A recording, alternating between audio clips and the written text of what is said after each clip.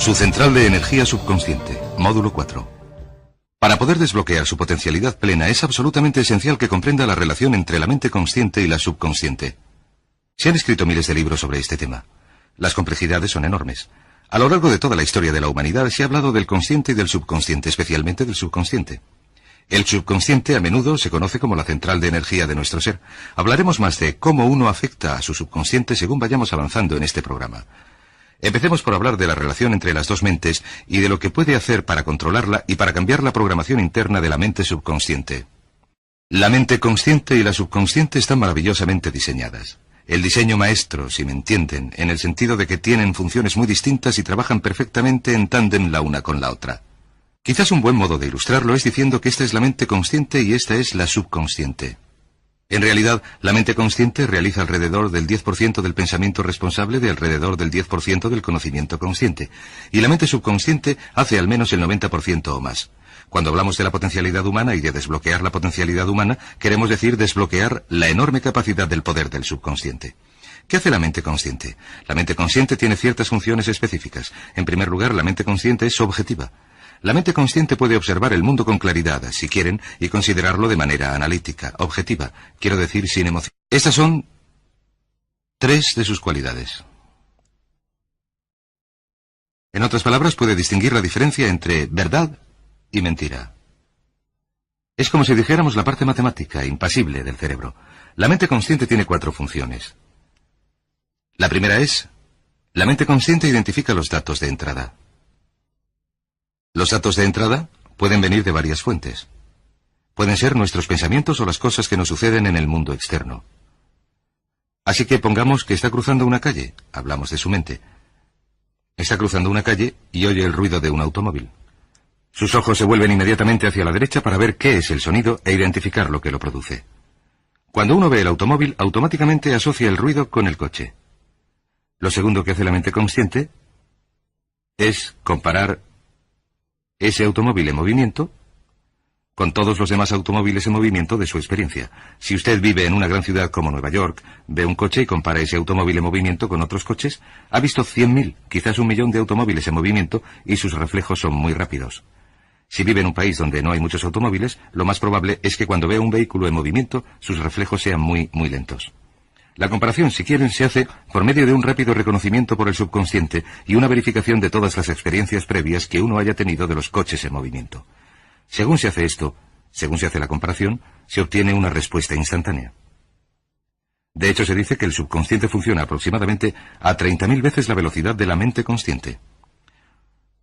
Uno puede echar un simple vistazo, oír un ruido, o pensar un pensamiento en la mente consciente y activar al momento una reacción que podría necesitar una enorme cantidad de horas de evaluación si se hiciera de manera consciente.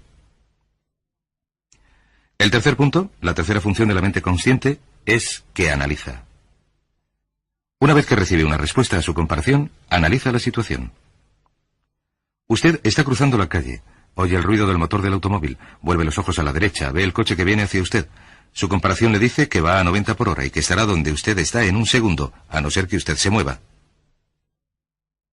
De modo que analiza la situación y se dice, ¿qué debo hacer? ¿Debo moverme o no? La respuesta es sí. Lo que uno hace es moverse, y eso nos lleva a la cuarta función de la mente consciente, que es decidir. La mente consciente decide qué hacer después del análisis. Dice que sí o que no. La mente consciente funciona como un ordenador binario. Siempre está diciendo sí o no a la información de entrada. La mente consciente solamente tiene espacio para un pensamiento a la vez. Esto es verdaderamente sorprendente, como van a ver. Es, sin lugar a dudas, una estructura brillante, de modo que está cruzando la calle, oye el ruido, mira a la derecha, ve el coche en movimiento. La comparación le dice que viene hacia usted, y el análisis del coche en movimiento dice que se tiene que apartar. Se dice, ¿me aparto sí o no? La respuesta es sí. ¿Retrocedo sí o no? Tan pronto como dice sí, retrocedo. Y usted traslada esta palabra sí a su mente subconsciente. La mente subconsciente pone en movimiento al instante todos los nervios, todos los tendones, todos los tejidos, para quitarle de en medio. No tiene que pararse a pensar, ¿adelanto mi pie derecho antes o el izquierdo? Lo único que hace es enviar la señal a la mente consciente, reforzada por una carga, si quiere, o una detonación de emociones. Cuanto más fuerte sea la emoción, más rápido responde el subconsciente a su orden. El subconsciente está activado por la emoción de temor, de deseo. El instinto de supervivencia, el instinto del cariño, siempre es una emoción la que activa el subconsciente. Bueno, ¿cuáles son algunas de las características de la mente subconsciente? La mente subconsciente es como un enorme banco de datos. La función del subconsciente es almacenar y recuperar datos. En otras palabras, la mente subconsciente es la mente subjetiva sencillamente porque es la mente que obedece. Al igual que la mente consciente ordena, la subconsciente obedece. La mente subconsciente no tiene pensamientos propios. Por cierto, la mente consciente no tiene memoria. La mente subconsciente es la sede de toda la memoria. La mente consciente, como recordarán, solamente puede estar ocupada por un pensamiento en cada momento, mientras que la mente subconsciente puede almacenar millones de hechos.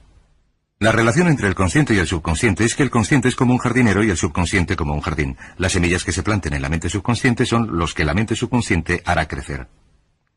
En la mente subconsciente tenemos una serie completa de programas distintos. El autoconcepto, que contiene toda la información, todos los temas que son importantes para nosotros, y todas nuestras experiencias y reacciones previas a dichas situaciones. De manera que si se produce una nueva situación similar, una de las funciones del subconsciente es hacer que nuestro comportamiento sea consecuente con nuestro comportamiento previo. De modo que, si siempre hemos sentido miedo en una situación y presenciamos la situación, sentiremos miedo inmediatamente sin pensarlo. En una situación desconocida, la tendencia natural es ni tener ni dejar de tener miedo porque no se dispone de suficiente información hasta haber elaborado un banco de experiencias. Esto nos lleva a 3 leyes de importancia crítica, 3 de las leyes mentales más importantes de las que hemos hablado. Recuerden que hablamos de cómo nuestra vida entera está determinada por las leyes mentales. La primera de estas 3 leyes mentales es la ley de la actividad subconsciente. La ley de la actividad subconsciente dice que lo que usted plante en su mente subconsciente es lo que ésta inmediatamente elaborará para llevarlo a la realidad, y su mente subconsciente hace que todas sus palabras y acciones encajen en un modelo que sea consecuente con su autoconcepto. En otras palabras, hace que todas sus palabras y acciones encajen en un modelo consecuente con su autoconcepto, o consecuente con la información previa que usted haya introducido. También hace que sus palabras y acciones sean consecuentes con sus metas, que con el tiempo, por así decirlo, forman parte de su autoconcepto. Significa que su lenguaje corporal, sus actitudes, su nivel de energía, su nivel de confianza en sí mismo, su manera de llevarse con los demás, sus habilidades sociales, todo es consecuente con su autoconcepto. El subconsciente, sencillamente, sin pensarlo, hace que todo sea consecuente consigo mismo, de modo que cuando uno se siente muy bien, su autoconcepto es positivo. Camina con pasos enérgicos. Su lenguaje corporal es confiado, valiente, extravertido, etc. Y cuando los sentimientos de uno son negativos, su autoconcepto es negativo y actúa en consecuencia. Lo que nos lleva a nuestra segunda ley. Nuestra segunda ley es la ley de la concentración. De hecho, esta es la 9ª ley de la que hemos hablado desde que empezamos. La ley de la concentración es muy, muy importante. Es tan importante, de hecho cada una de estas leyes es tan importante, como para, por sí misma, poder regir su destino. La ley de la concentración dice sencillamente esto. Dice que todo aquello sobre lo que usted se centre, crecerá. Todo aquello sobre lo que uno se centra, crece. Aquello en lo que piensa una y otra vez, crece en la realidad. Es muy sencillo. Yo solía dar un curso sobre el pensamiento creativo. El modo de explicarlo es imaginar que esta es la capacidad mental total que usted tiene. Y cuando envía aquí un pensamiento, ocupa este espacio. Y el resto de la capacidad mental se utiliza también. Este es su pensamiento. Se utiliza para pensar en todas las demás cosas contenidas en su mente, pero cuanto más piense desde el consciente hacia el subconsciente, mayor será la proporción de su capacidad mental dedicada a pensar en esta idea, hasta que llega un momento en que si piensa en algo sin parar, no pensará en nada más. Y como no se piensa en nada más, se empieza a establecer un campo vibratorio. La mente subconsciente, el núcleo de la ley de la atracción, y la ley de la vibración, y la ley de la radiación. Se empieza a establecer un campo vibratorio que emite energía del pensamiento desde uno mismo, en consecuencia con lo que uno esté pensando, y atrae hacia la vida de uno a personas y circunstancias en armonía con dichos pensamientos. Solo tiene que mirar a su alrededor y decir, ¿en qué estás pensando todo el tiempo? ¿En qué está centrada tu mente todo el tiempo? Y la norma básica con respecto a la ley de concentración es centrarse, pensar en lo que se quiere que suceda, no en lo que se teme. Y esto nos lleva a la 3ª ley en esta serie, que es la ley de la sustitución. Ahora bien, la ley de la sustitución, como me dicen muchos de mis antiguos alumnos, ha sido la ley más importante que han aprendido. Es una ley muy sencilla. Se basa en el hecho de que la mente consciente solamente se puede centrar en un pensamiento en un momento dado, ya sea positivo o negativo.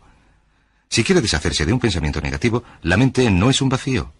No puede estar vacía. Si quiere deshacerse de un pensamiento, lo tiene que extraer, por así decirlo, con un pensamiento positivo. Se puede sustituir un pensamiento con otro. Se puede sustituir un pensamiento con otro.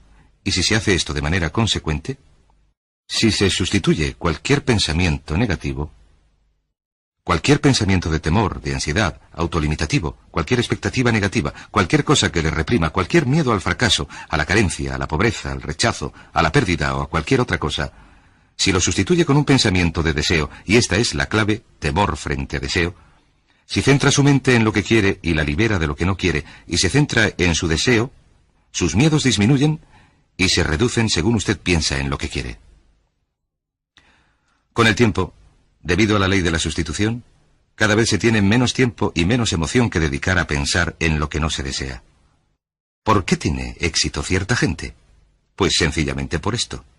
En la Biblia se nos dice, a quien tiene le será dado, y a quien no tiene le será quitado. Lo que eso quiere decir es sencillamente que los ricos se hacen más ricos y los pobres se hacen más pobres. Eso se debe a que los ricos piensan en la riqueza y en la abundancia continuamente.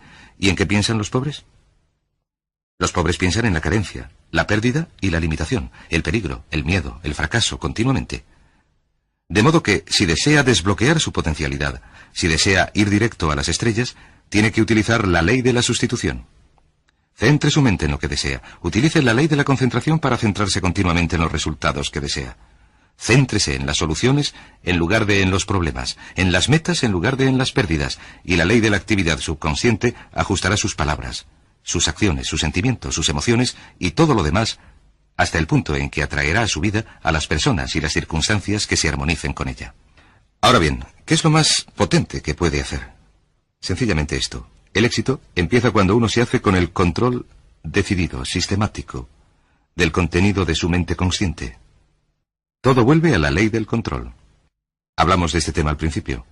El mejor modo de hacerse con el control decidido y sistemático consiste en repetirse una y otra vez. Me gusto. Me gusto. Me gusto. Me gusto.